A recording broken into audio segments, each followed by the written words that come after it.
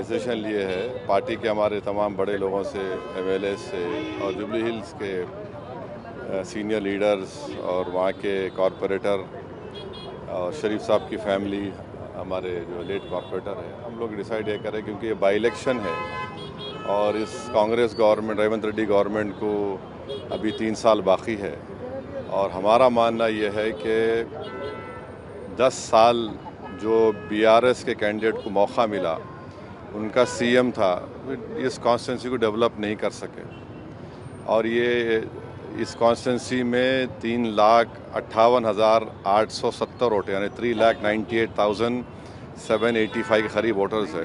हाँ, तो यहाँ पर डेवलपमेंट ज़रूरी है और जुबली हिल्स में डेवलपमेंट के लिए, क्योंकि अब ये बाई इलेक्शन है, ये रिज़ल्ट की वजह से तो कोई गवर्नमेंट गिरने वाली नहीं है ना, गवर्नमेंट बनने वाली है और 10 साल यहाँ की जनता ने बीआरएस कैंडिडेट को मौका दिया, वो कंप्लीट फेलियर साबित हुए।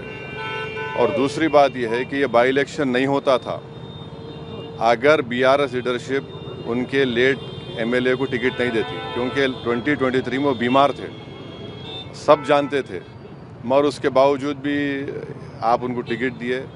तो यहाँ पर जो अभी इलेक्शन है, सेंटिमेंट क्या है? डेवलपमेंट का है। जुबली हिल्स डेवलपमेंट का सेंटिमेंट है। 3,98,000 वोटर्स का सेंटिमेंट है, एक कैंडिडेट का सेंटिमेंट नहीं है यहाँ पर। तो उम्मीद करते हैं कि यहाँ पर एक अच्छा डिसीजन आएगा जिससे जुबली हिल्स में इतने बड़े स्लम्स है, हर वार्ड में civic communities, sewerage line, storm water drain, anganwadi centres, hospital, ख़बरस्तान की ज़रूरत है। तो मैं समझता हूँ कि ये एक अच्छा मौका है इस कॉन्स्टिट्यूंसी को डेवलप करने का, क्योंकि 3 साल अभी है इस गवर्नमेंट का, ये बाई इलेक्शन है। बीआरएस तो बिल्कुल नाकाम साबित हुई 10 इयर्स में और उन्हीं के पार्टी के कई लोगों को दबाया गया और उनको मजबूर किया गया कॉन्स्टिट्यूंसी छोड़ने के लिए। तो मगर एमआईएम पार्टी इस इलेक्शन में हिस्सा नहीं लेगी। बीआरएस यहाँ पर जुबली हिल्स के डेवलपमेंट के लिए हम उम्मीद करते हैं कि एक अच्छे कैंडिडेट को सपोर्ट करेंगे।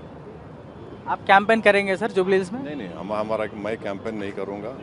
हम पार्टी का डिसीजन है, यह है कि जुबली हिल्स कॉन्स्टिट्यूंसी के डेवलपमेंट के लिए यहाँ की जनता को इंसाफ मिले और बीआरएस नाकाम साबित हुई। और एक बात यहाँ के वोटर्स को और तेलंगाना के तमाम वोटर्स को बात समझने की ज़रूरत है कि 2023 असेंबली इलेक्शंस में बीआरएस को वोट मिला था 37% वोट।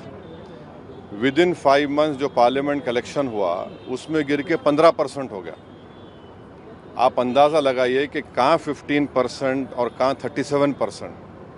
और पार्लियामेंट, सिकंदराबाद पार्लियामेंट कॉन्स्टिट्यूंसी में एक ही असेंबली सेगमेंट था जहाँ पर बीजेपी को लीड नहीं मिली, नामपल्ली था, जहाँ पर एमआईएम का एमएलए था।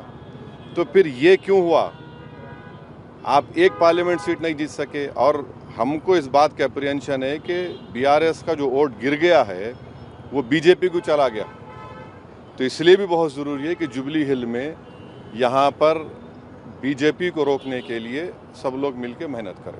सर यहाँ पे एपी डेवलपमेंट के लिए, बीजेपी को रोकने के लिए और जुबली हिल्स की जनता को रोकने के लिए। और 10 इयर्स वेस्ट हुआ बीआरएस को, उनका सीएम, उनका एमएलए, आप डेवलपमेंट नहीं कर रहे और ये बाई इलेक्शन है। सर यहाँ पे आपका कम्युनिटी जितना है उतना एपी के सेटलर्स भी बहुत ज़्यादा है, किधर किधर हर देखिए ये इलेक्शन डेवलपमेंट का है। मैं नवीन यादव को ये बोला कि आपकी कामयाबी ये होंगी कि आप हर समाज को साथ लेके चलो, चाहे अपर कास्ट हो, बैकवर्ड क्लास हो, माइनॉरिटीज़ हो, मुस्लिम्स हो, दलित्स हो, सबको लेके आगे बढ़िए। Thank you. बस चलिए।